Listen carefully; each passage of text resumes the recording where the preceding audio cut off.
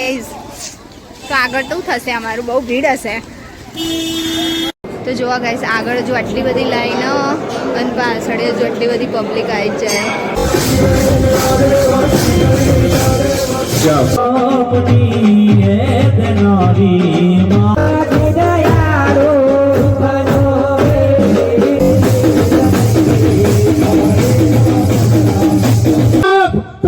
પંખા વગર હુવાની તેવડ નથી તને આદત નથી એટલે કહું છું કે તું આવ ને ઈ પહેલા અહીંયા પંખા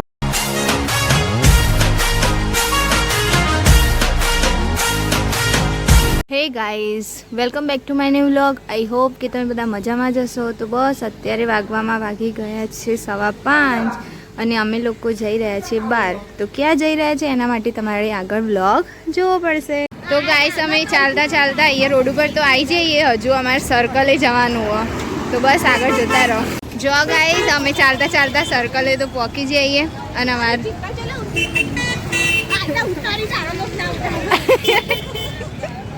જુઓ આ પેલા સંગમાં જોઈ ગાઈસ જોઈ લો પાવાગઢ જોઈ કોઈ બાજુ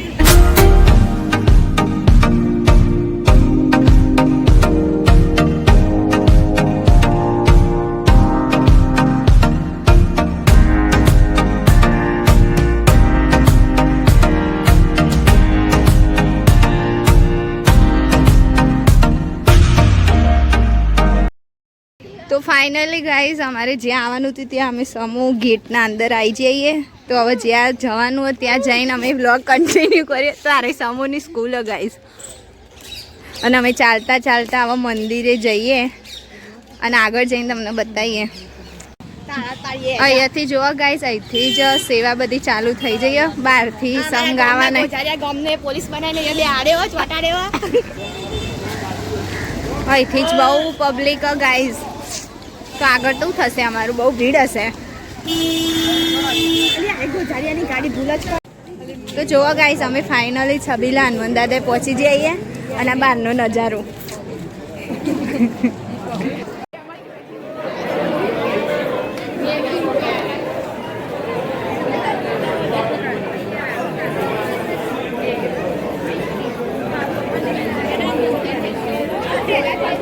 તો ગાઈસ આજે દાદાની આઠમ હતી એટલે અમે લોકો દર્શન કરવા આવ્યા હતા લાઈન તો જુઓ અમે આટલા બધા ઊભા રહીએ લાઈનમાં તો ફાઇનલી ગાઈસ અમારા અંદર જવા માટે નંબર આવ્યો આવો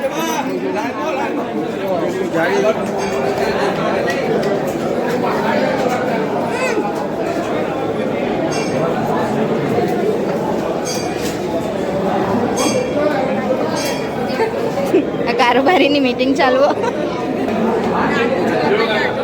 તો જોવા ગાઈસ એટલી બધી લાઈન આ ગાઈસ બધા દીવડા તૈયાર કરીને મૂક્યા પહોંચે છે 555 આ ભોળા ના થાય છે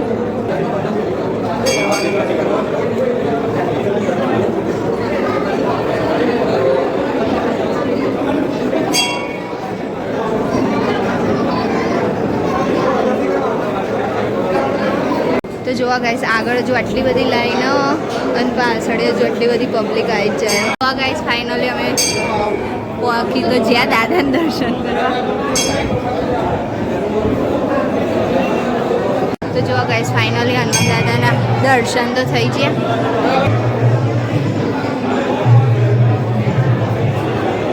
અહીં દાદાને પ્રસાદી લઈ લો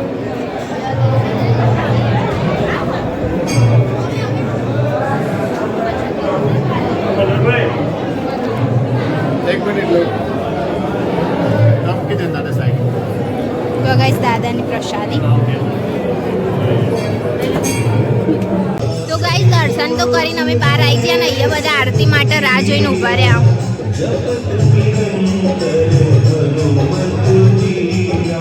ગાઈસ દર્શન તો કરીને અમે હવે ઘરે જઈ રહ્યા છીએ તો મળીએ ઘરે જઈને તો ફાઇનલી ગાઈસ અમને રિક્ષા મળી ગઈ તો ફાઇનલી ગાઈઝ અમે સર્કલે તો પહોંચી જઈએ હવે પકોડી ખાવા જઈએ તો પકોડી ખાઈ લઈએ તો ચલો ગાઈઝ પકોડી ખાઈ લઈએ પકોડી ખાઈને તો ગાઈઝ અમે ચાલતા ગણપતિ આવી જઈએ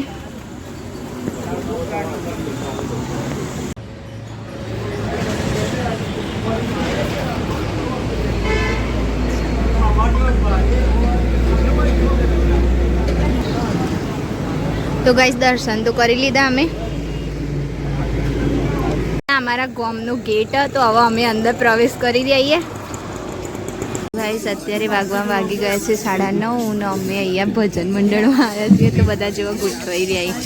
હમણાં ચાલુ થઈ લીધું. મારા પાપને પાણી પડાવે મારી જનમની એ દેનારી માં બનતાની યાદ બહુ આવે મારી જનમની દેનારી માં બનતાની યાદ બહુ આવે નો આવે બેટો હોય ઘરની બાર જો ખખડે ડેલી માં ઘર કે દ્વાર યુગાડજો આયો મારા લાલ મા વરણા લે વારે વારે જો આયો મારા લાલ મા વરણા લે વારે વારે જો મારી જનમની દેનારી માં મને તારી યાદ બહુ આવે મારી જનમની જ્યાં ભક્તિ છે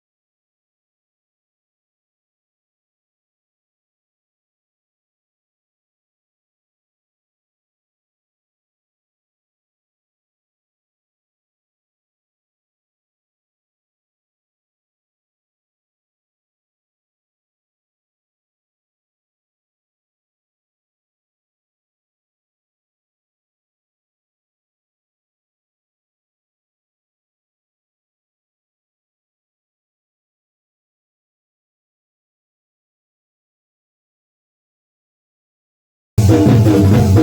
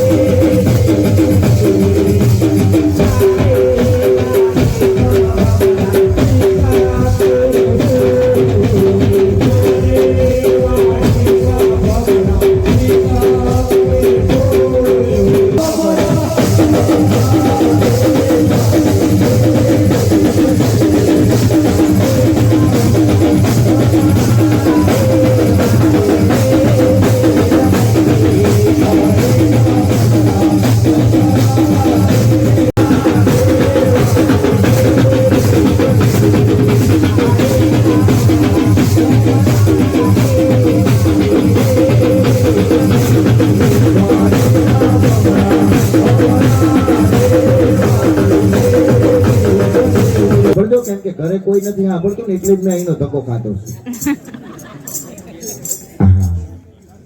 12:30 સમયે શહેરના સારામાં સારા બંગલામાં એમ કહેવાય છે કે ફોનની રિંગ વાગે અને આ 10 મિનિટ હું તમારી બરબાદ નહીં થવા દઉં ને હું કલાકાર તરીકે છાતી ઠોકીને કહું છું. અને એટલું કે હાલો કોણ, અને સામેથી 80-85 વર્ષનો ધ્રુજતો અવાજ, અને એટલું જ કે મારે તારું નહીં, તારા શેઠનું કામ છે, તારા શેઠને ફોન આપ.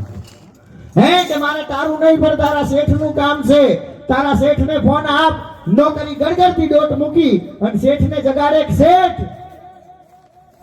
કોઈ બુદ્ધિ વ્યક્તિનો ફોન છે અને ઈ તમને બોલાવે છે. હે કે કોઈ બુદ્ધિ વ્યક્તિનો ફોન છે, 12:30 વાગ્યા છે અને ઈ તમારું કામ છે એમ કહી અને તમને બોલાવે છે. શેઠ છે ગડગડતી દોટ મૂકે, ફોનને હાથમાં લઈ અને એટલું કે હાલો કોણ, અને સામેથી ધ્રુજતા અવાજમાં સામેવાળો વ્યક્તિ એટલું જ કે હું વૃદ્ધાશ્રમમાંથી તારી માં બોલું છું. હે કે હું વૃદ્ધાશ્રમમાંથી તારી માં બોલું છું. અને ત્યારે આ દીકરો એમ કે માં, રાત્રે 12-12:30 વાગે ફોન કરી અને તું મને ઉઠાડશો માં. આ 12:30 વાગે તે ફોન કર્યો ને, મારી ઊંઘ બગડી ગઈ. સાહેબ, એ વ્યક્તિ પાસે એટલો બધો રૂપિયો હતો, એટલી બધી સંપત્તિ હતી કે એક ત્રાજવાની અંદર એ વ્યક્તિની સંપત્તિને મૂકી દો અને બીજા ત્રાજવામાં એ વ્યક્તિને પોતે મૂકી દો તો એ વ્યક્તિના વજન કરતા એની સંપત્તિનું, એના રૂપિયાનું વજન વધારે થાય. પણ એને એની માં એના બંગલામાં ગમતી નથી. બેટા 5 મિનિટ રહી જા, થોડીક વાર રહી જાવ એમને.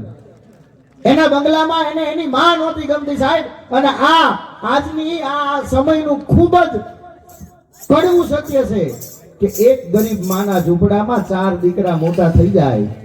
એક ગરીબ માના ઝૂંપડામાં, એક મજૂર માના ઝૂંપડામાં 4 દીકરા મોટા થઈ જાય, પણ 4 દીકરાના લક્ઝરિયસ ફ્લેટમાં એક માં નથી હચવાતી. ભલામાણા, આ સમયમાં હું અને તમે જીવીએ છીએ ને, એટલે ઓલા વ્યક્તિને એની માં નહોતી ગમતી એટલે એની માં એમ કહેવાય છે ઘણા વર્ષોથી પોતે વૃદ્ધાશ્રમમાં પોતાનું જીવન ગાળે ને એને એમ કીધું બેટા, રાત્રે મેં તને ફોન કર્યો અને તારી ઊંઘ ઉડી ગઈ? કે હા માં, મારી ઊંઘ ઉડી ગઈ. અને ત્યારે ઈ માં એમ કે બેટા, તારી જો ઊંઘ ઉડી ગઈ હોય ને તો મારે તારું બીજું કઈ જ કામ નહોતું. કે તો માં, તારે મારું કઈ કામ નહોતું તો અડધી રાત્રે ફોન શું કામ કર્યો? અને પછી જે માં બોલી છે ને સાહેબ, આ દેશને માં જ કહી શકે. ઈ 85 વર્ષની બુઢી માં રાત્રે 12:30 વાગે ફોનમાં એટલું બોલી હતી કે બેટા, મારે તારું બીજું કાંઈ કામ નતું, પણ આજ તારો જન્મ દિવસ હતો ને મેં તને જન્મ દિવસના વધામણા આપવા માટે થઈ અને ફોન કર્યો. ઓ દિવસ જન્મ દિવસ હતો તે અડધી રાત્રે ફોન શું કામ કર્યો? અને ત્યારે ઈ માં એટલું કે બેટા, હું તો તને આખો દી ફોન કરતી હતી, પણ તારી આજુબાજુ રહેનારા વ્યક્તિઓ છે ને મને તારી સુધી વાત નતા કરવા દેતા. અને પછી દીકરો એમ કે તો માં, વાત નહોતા કરવા દેતા, નહોતી કરવી, પણ આ રાત્રે 1 વાગે 12:30 વાગે ફોન કરી અને તે મારી ઊંઘ લઈ લીધી. માં, તે મારી ઊંઘ બગાડી. એ દીકરો 5 થી 6 વાર સાહેબ એટલું બોલ્યો કે તે મારી ઊંઘ બગાડી. અને તેથી 85 વર્ષની માં એના ધ્રુજતા અવાજમાં એટલું બોલી હતી કે બેટા, આમ તો હું માં છું અને તું દીકરો છો, મારે તને ગણાવવાનું ન હોય, પણ આ તું અડધી રાત્રે 12:30 વાગે હું ખાલી તને એક ફોન કરું અને તું જો એમ કહેતો હો ને કે મેં તારી ઊંઘ બગાડી છે, તો આજથી યાદ કર, આજથી 50 વર્ષ પહેલાની કે આજથી 45 વર્ષ પહેલાની રાત, 60 મહિનો ધરતી ઉપર મહેમાન હતો, બરાબર મેઘ ધરતી ઉપર ખાંગા થયા હતા, અડધી રાતનો સમય હતો, હું પૂરા મહિને જતી હતી, મારી પ્રસૂતાની સમય આવી ગયો તો કોઈ ડોક્ટર, કોઈ વૈદ કે કોઈ હુયાની જેથી નતા મળ્યા ને બેટા. તેથી રાતે 2:30 વાગે મારી થથરતી જાંધે મેં તને જન્મ આપ્યો ને તેથી હું કોઈને કહેવા નહોતી ગઈ તે મારી ઊંઘ બગાડી. આનું નામ માં. તેથી રાતે 2:30 વાગે મેં તને જન્મ આપ્યો ને બેટા, તેથી ઊંઘ તો મારી બગડી ગઈ હતી, પણ મારા બાપ હું કોઈને કહેવા નહોતી ગઈ ને. આનું નામ માં. અને હજી સાંભળી લે, મારે તારું કઈ કામ નથી, પણ કાલ સવારે થોડીક વાર માટે થોડોક સમય કાઢીને તું મારા વૃદ્ધાશ્રમે આવીશ? કે કાંઈ વાંધો નહીં માં, હું તારા વૃદ્ધાશ્રમે આવીશ. અને સાહેબ બીજે દિવસની સવાર એ દીકરો પોતાની ગાડી લઈ અને વૃદ્ધાશ્રમે જાય. વૃદ્ધાશ્રમે જાય એટલે માને જોઈને કે માં, મારી 1 મિનિટ છે ને 1 લાખ રૂપિયાની છે, ત્યારે જે કામ હોય ને જલ્દી બોલ, મારી મિનિટ બરબાદ ન કરીશ. અને માં સાહેબ કહેવાય છે બુઢો વેશ પોતાના શરીરમાં તાકાત નથી, વાળ ધોળા થઈ ગયા છે, ઘડપણ તે એસી કરીને મારો વરવો કીધો વેશ, વણ હાબુન વણ પાણીએ પછી ધોળા કીધા કેસ. આવી બુઢીમાં એમ કહેવાય છે થરથરતી પોતાની કાયા લઈ લાકડીના ટેકે ટેકે ટેકે પોતાની વસ્તુ મૂકવાનું જે એક ખાનું હતું ત્યાં જઈ એક વસ્તુ કાઢે, દીકરાને એમ કે બેટા તારો હાથ લાંબો કરી, દીકરો આમ હાથ લાંબો કરે, એમાં એક વસ્તુ મૂકી દે અને દીકરો એમ કે માં આ શું છે? સાહેબ સાંભળજો, માં કોને કહેવાય? માં આ શું છે?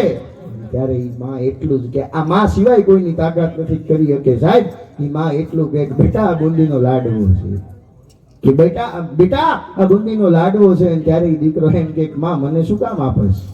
અને ત્યારે માં એમ કે બેટા તું મને ભૂલી ગયો છું પણ હું તને નથી ભૂલી. મને ખબર છે કે તને બુંદીના લાડવા બહુ ભાવે છે. તું જ્યારે નાનો હતો અને હું બુંદીના લાડવા બનાવતી ને ત્યારે એક લાડવો ખાવા આખો દિવસ તું મારી આગળ પાછળ પડતો હતો ને મારા બાપ. એટલે કાલે અહીંયા વૃદ્ધાશ્રમમાં કોઈ હારા વ્યક્તિનો જમણવાર હતો અને એને બુંદીના લાડવા વેચ્યા હતા. મારા ભાગનો લાડવો મેં નથી ખાધો ને તારી હાટું રહેવા દીધો છે, એટલે મેં તને કીધું તું કે મારા વૃદ્ધાશ્રમ સુધી આવજે. સાહેબ આનું નામ નથી પણ તારી માથે ભગવાનનો દીધેલો દિવસ છે. તારી માથે તારી આ પાસે બહુ પૈસો છે, અઢળક સંપત્તિનો તું માલિક છો અને મારા આશીર્વાદ તારી ભેગા છે. હજી અઢળક સંપત્તિ તારી પાસે આવે પણ મારું એક કામ કરીશ. અને તેથી એની બુદ્ધિ માને એનો દીકરો એમ કે બોલ માં, જલ્દી બોલી જા, શું કામ છે? અને ત્યારે એની માં એટલું કે બેટા બીજું તો કઈ કામ નથી પણ અમારું આજે વૃદ્ધાશ્રમ છે ને એમાં પંખો નથી, તું પંખો નખાવી દઈશ? હે કે બેટા અમારા આ વૃદ્ધાશ્રમમાં પંખો નથી, તું પંખો નખાવી દઈશ? અને ત્યારે દીકરા એ સાહેબ કેટલો કપાતર દીકરો હશે, એને એમ કીધું કે માં પંખો નહીં, હું તારા આખા વૃદ્ધાશ્રમના દરેક રૂમમાં એસી નખાવી દઉં, તારું આખું વૃદ્ધાશ્રમ સેન્ટ્રલ એસી બનાવી દઉં. પણ હે માં તું તો ખરતું પાંગડું છો, કાલ મરી જઈશ તો મરતા મરતા મને પંખાના ખર્ચામાં હું કામ નાખતી જા? હે અને મરતા મરતા તું પંખાના ખર્ચામાં હું કામ નાખતી જાસ? અને તેજી આ દેશની જનતા બોલી હતી કે બેટા અમે તો ખેતરમાં કામ કર્યું છે, અમે તો કાળી મજૂરી કરી છે, ટાઢ તડકો વરસાદ ઈ અમને નો નડે. હું મારી માટે પંખો નખાવાનું નહોતી કહેતી. અને તેજી દીકરો કે તો માં કોની હાટું? અને ત્યારે માં એટલું કે બેટા 3 દી પહેલા હું ભગવદ ગીતા વાંચતી હતી ને એમાં મેં વાંચ્યું હતું કે જે જેવું કરે ને એની હારે એવું થાય. બેટા તારા ઘરે દીકરો આવ્યો ને તેદુની તે મને આયા વૃદ્ધાશ્રમમાં મૂકી છે, હવે તું મને મૂકવા આવ્યો છું તો કાલ તારા દીકરા તને આ વૃદ્ધાશ્રમમાં મૂકી જાય ને મારા બાપ તો તને પંખા વગર હુવાની તેવડ નથી, તને આદત નથી. એટલે કહું છું કે તું આવ ને ઈ પહેલા આયા પંખા નખાવી દે. સાહેબ આનું નામ માં. અને એટલે જ અમારો કવિ બોટાદકર એમ કે જનનીની જોડ જગમાં નહીં જડે. સાહેબ ગંગાના નીર તો વધે ઘટે પણ સરખો મારી માના હેતનો પ્રવાહ, મારી જનનીની જોડ જગમાં નહીં જડે. આવી જગદંબા એટલે માને શ્રદ્ધાંજલિ આપવા માટે ભેગા થયા છીએ. ત્યારે એવા જ અદ્ભુત ભજનોનો દોર. તો બસ આજના વ્લોગમાં આટલું જ હતું. જો વિડીયો સારો લાગે તો લાઇક, શેર અને કમેન્ટ કરો. ચેનલ પર નવા હોય તો જલ્દીથી જલ્દી સબસ્ક્રાઈબ કરો. તો મળીએ એક નવા વ્લોગ સાથે. ત્યાં સુધી હર હર મહાદેવ. જય અલગ ધણી.